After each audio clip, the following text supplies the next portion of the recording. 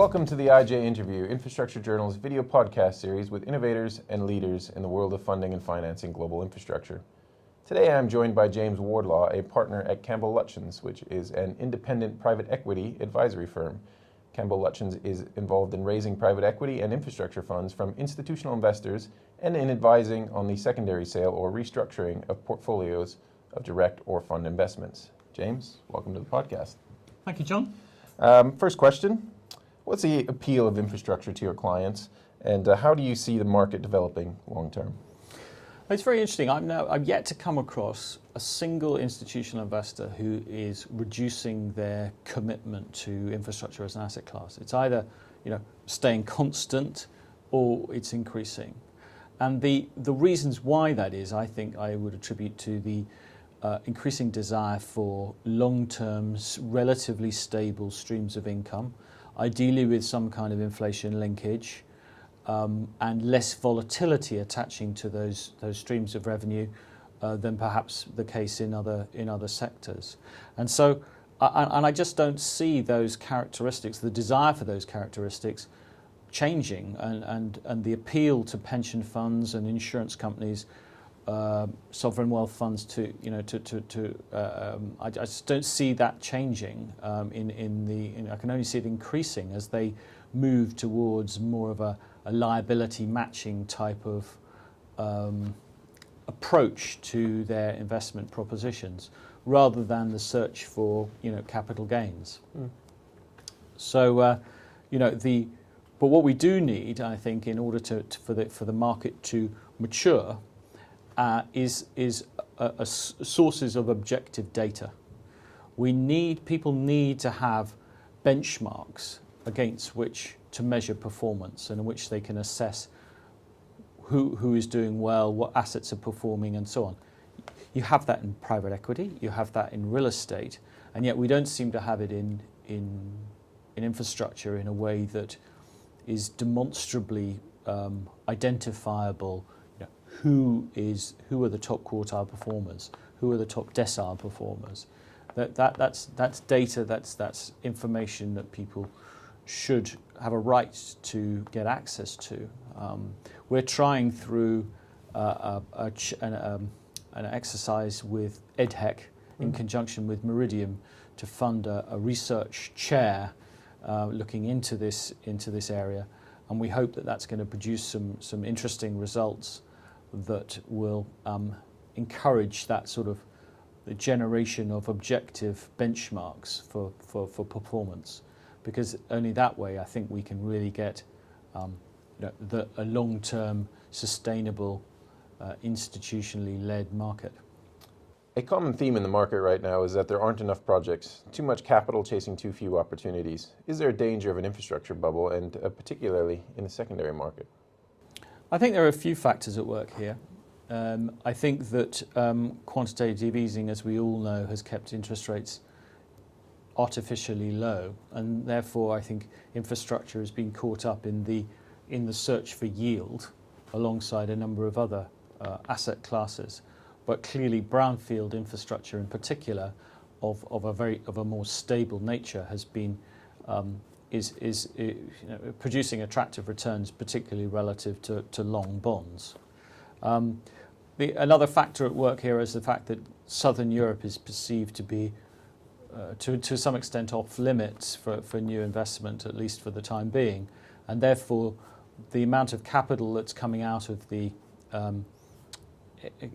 exporting countries like Canada, Australia, Korea, Denmark is, in a sense, being funneled into a relatively small number of countries like the UK, Germany, the Netherlands, the Nordic region, so on. So there's an amount of capital that is, as it were, flowing into a relatively small number of countries, and the US is absolutely an important factor here, but is very much, or is not exclusively, but largely confined to the energy industry there. So it's lots of capital chasing too few projects, yes. Next question. How can we unlock more institutional investment for greenfield infrastructure? I think there are a number of ways in which we can do this. the first way is to make sure that that people understand the incremental returns that are available in greenfield assets as opposed to brownfield assets, i.e., what incremental returns can you achieve by getting in just that bit earlier into projects.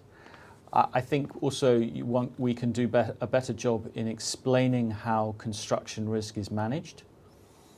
I mean, it's quite clear, and I think there's an S&P study that's coming out in 6 weeks' time that's looking into the sort of construction phase and their rating methodology for the construction phase of these projects.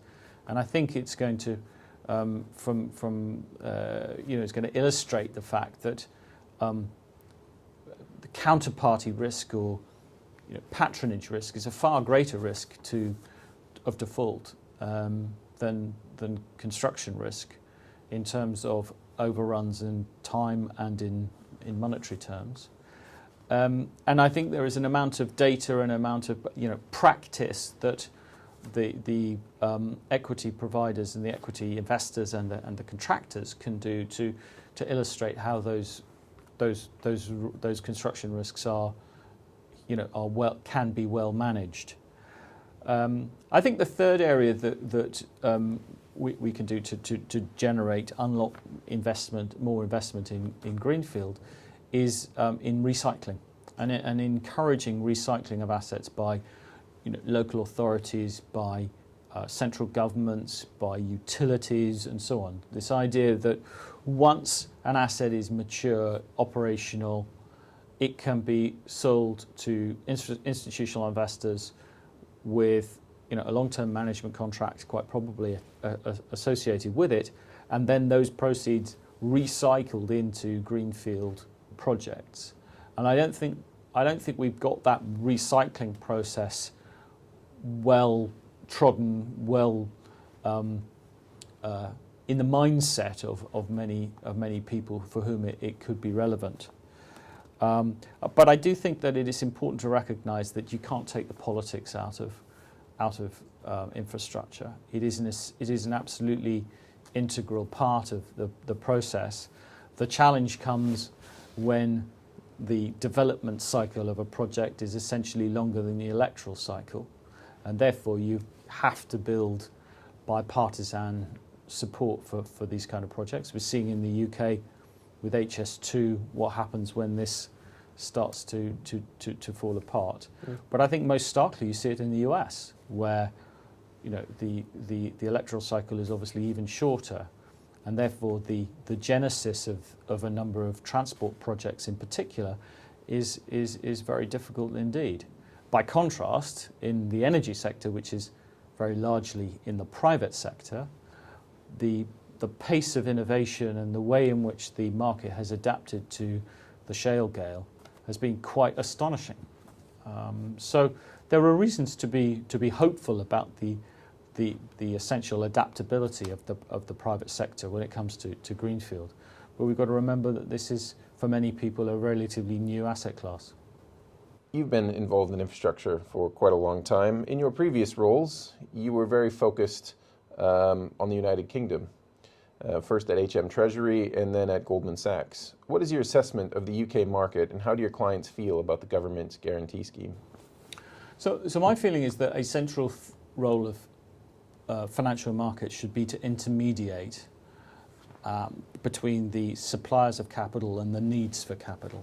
And in the context of infrastructure, that really means, pension fund savings, long-term investments, insurance-type products, which are, forms of consumer, of individual saving through intermediated vehicles, and how that gets channeled into long-term investment, like infrastructure, seems to me to be something that we've, as a nation, we haven't done particularly well. The report card is pretty poor.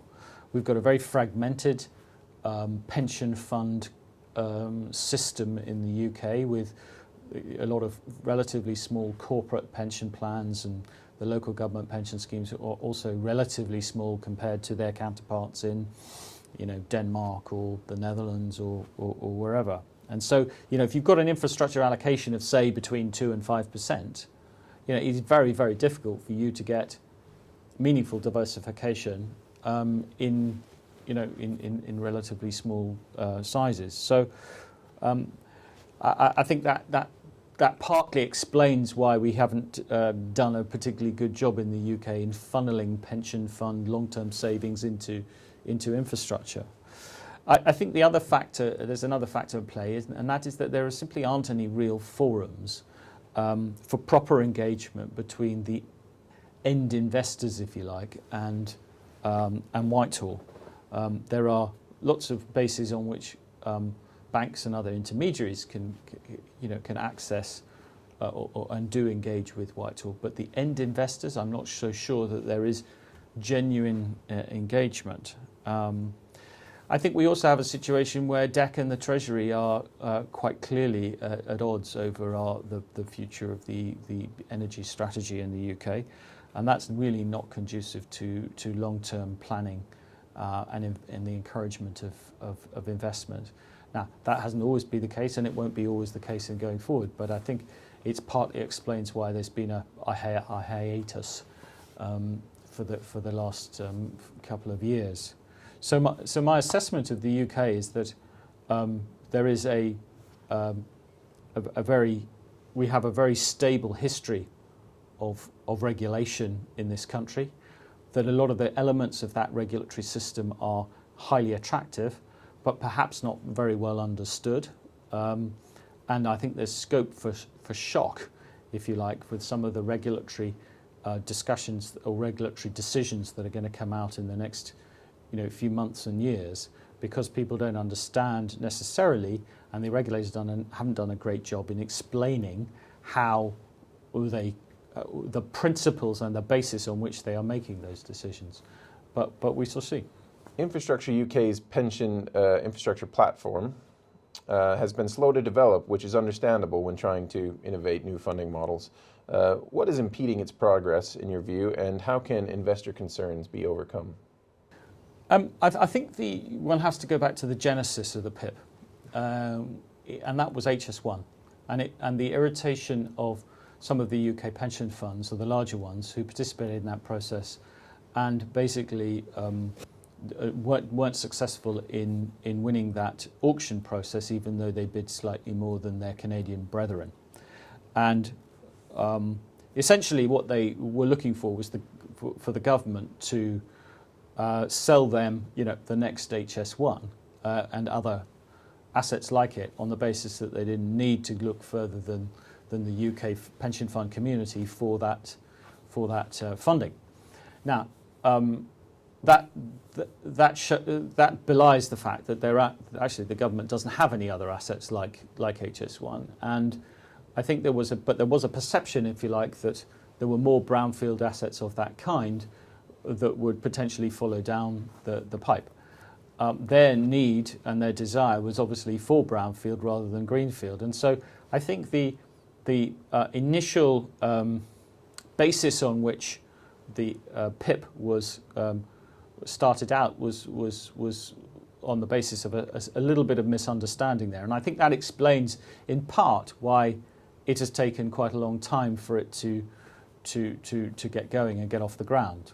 The need is there. We've got a very fragmented, as I said earlier, a very fragmented pension fund system in the UK, and a collective vehicle like that along the IFM lines is I think would be a very welcome development.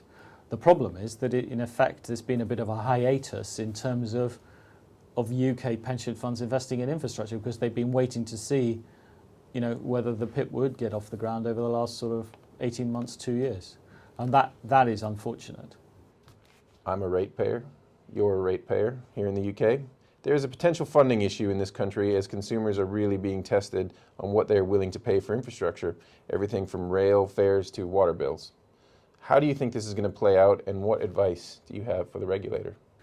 Well, I think this is also taking place at the same time as real incomes have fallen and have been falling for quite some time. And so I don't think it's right to assume that consumers will keep on paying for the amount of infrastructure investment that we all think is desirable, because it effectively requires a redistribution of resources, as it were, away from consumer expenditure effectively to long-term investment, in effect, as looking at the economy as a whole. And I think that regulators and politicians, including John Penrose, who's written an interesting and thought-provoking paper on this subject, they're very alive to this issue. They are, in a sense, the consumer's champion here. That's what they're there for, to protect the consumer against the potential exploitation of a monopoly situation. But at the same time, they've got the challenge of stimulating investment and capital expenditure, which is probably a more acute task now than it's been over the last 25 years. I would say that how they're trying to do that generally has been trying to find contestable markets. So elements of the markets in which those utilities and other regulated industries play, and in which to drive efficiencies for the benefit of consumers. We've obviously seen that most recently over the license negotiations in water, but we've also seen it through the forced breakup of BAA. Naturally, investors in these industries like the monopoly characteristics, and regulation in some senses, unfortunately what comes with it. So I think the job of a regulator is particularly difficult at the moment, balancing that consumers' willingness to pay or an ability to pay with that need for long-term investment. And I think we're going to see some evolution in that through the regulatory determinations over the coming weeks and months. And it's not going to be without bumps in the road, I think. I think that we saw it in the railways, where the government, as a large element of the funding for Network Rail comes through that, they established this business of the SOFA, the Statement of Funds Available, and then the Network Rail produced the high-level output statement, and there was a basis for a negotiated, settlement of the amount of money that's available for rail. And it'll be interesting to see whether we see arrangements and changes to the way in which the cost of capital is determined, and all sorts of things that we perhaps have taken for granted. But we started out with a system in the UK that was designed around trying to drive out operating efficiencies from these industries that were former monopolies or former nationalised industries. The basis on which those operating efficiencies has largely been, but not exclusively, has been achieved, and now the focus is on how can you achieve a capital expenditure, capital investment? How can you stimulate capital investment through that self-same mechanism? And we have got a wonderful mechanism for doing that in the form of the RAB and the allowed return, and how that generates greenfield investment is something that we've sort of stumbled on in the UK, and it's going to go through some iterations, I think, that are not going to be without, as I say, bumps in the road. James, thank you very much for your time with us today, and thanks to our viewers, of course, for watching. Keep an eye out for further IJ video podcasts as we continue to feature leaders in the world of funding infrastructure.